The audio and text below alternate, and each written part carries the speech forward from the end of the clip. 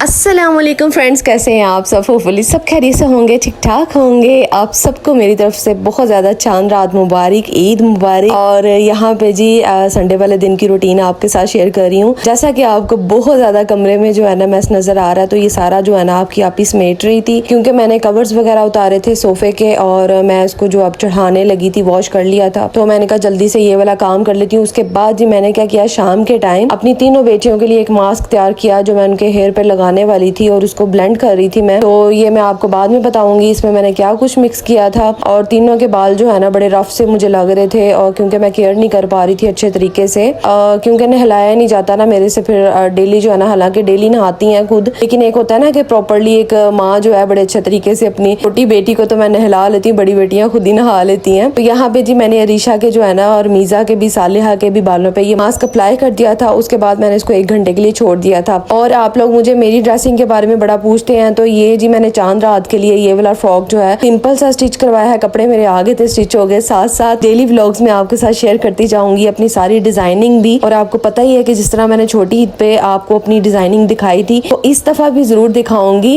ये देखे सिंपल सा फ्रॉक उन्होंने स्टिच करके भेजा है। और ये मैंने ना ज्यादा वो ये गुल अहमद का फैब्रिक नहीं है, सबसे पहली बात तो ये है। और दूसरा ये कि मैंने जो है ना ये भगवानपुरे वाली साइड से ये वाला प्रिंट परचेज किया था। और मैंने ना 2 पीस लिया था, मसलन ट्राउजर शर्ट का पीस लेके मैंने इस तरह फ्रॉक जो है ना लूज शेप में स्टिच करवाया है, क्योंकि मुझे लूज कपड़ों की बहुत ज्यादा जरूरत है। मैंने फ्रॉक जो है इस तरह फिर बनवा ली। उसके बाद मैं अपने हाथ आपको दिखा रही थी, क्योंकि आपने नोट किया हुआ कि मेरे इस हैंड में ना बैंगल्स जो है 2-2.5 महीने से मैंने वेयर की हुई थी मैरून कलर की, तो मैंने अब जो है ना वो कटवा दी है, क्योंकि मेरे हाथ जो है ना बहुत ज्यादा स्वेल हो गए थे। स्वेलिंग की वजह से वो उतर ही नहीं रही थी। फिर मेरे प्यारे से हस्बैंड ने जो है ना उसको कट किया, काटा। मैंने कहा आप सीजर के साथ काटने लगे? कहते नहीं। फिर उनके पास कोई चीज थी जिसकी वजह से ना उन्होंने मिनटों में उसको काट दिया। उसके बाद जी यहाँ पे अरीशा और मीजा को मैंने नहला के फ्रेश कर दिया था। फ्रेश करने के बाद जी खाने को मैंने कुछ भी नहीं बनाया था। आपको पता है कि आपकी आपी जो है ना बड़ी वो हड हराम सी हुई है खाने बनाने के मामले में। तो यहाँ पे मेरे हस्बैंड जो है ना इनके लिए बर्गर लेके आए थे, जिंगर, और बच्चों को मैंने बर्गर खिला दिए थे। बर्गर खाने के बाद जी मैंने मेहंदी का काम जो है ना वो स्टार्ट कर दिया था। बैठा मुझसे जा नहीं रहा था, लेकिन क्या करूँ, बेटियों के लिए फिर उनकी खुशी के लिए तो फिर करना पड़ता है ना। हर माँ फिर अपने बच्चों के लिए जो है ना इस तरह की कोशिशें कर रही होती है। और सालिहा को देखे जरा, और ये ना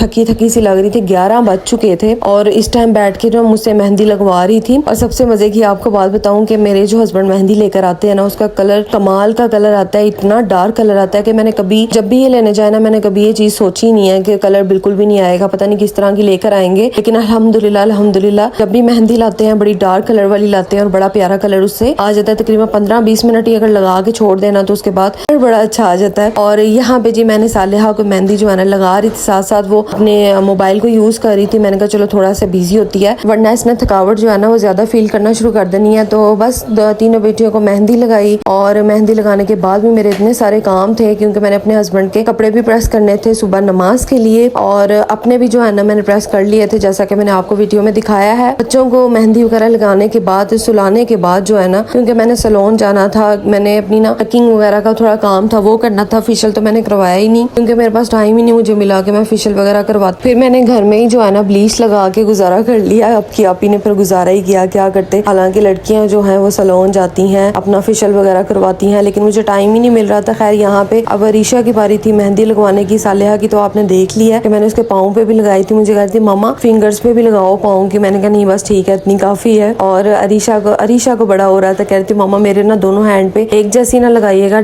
चेंज लगाइएगा। रमीजा को भी मैंने दोनों हैंड्स में लगा दी थी मेहंदी, वो कह रही थी मामा मेरे पाँव पे ना लगाइएगा। तो तीनों बेटियों को मेहंदी लगा के जैसे ही मैं फारिग हुई, इसके बाद फिर यहाँ पे देख लें आपकी जो है वो फ्रेश हो चुकी थी। और वही वाला फ्रॉक जो है मैंने वेयर किया हुआ था, तो मैं जाने लगी थी अब अपने हस्बैंड के साथ सैलून। होपफुली आपको आज का छोटा सा मिनी व्लॉग जो है बहुत प्यारा लगा होगा। अपना बहुत सारा ख्याल रखिएगा, दुआओं में याद रखिएगा। अल्लाह हाफिज।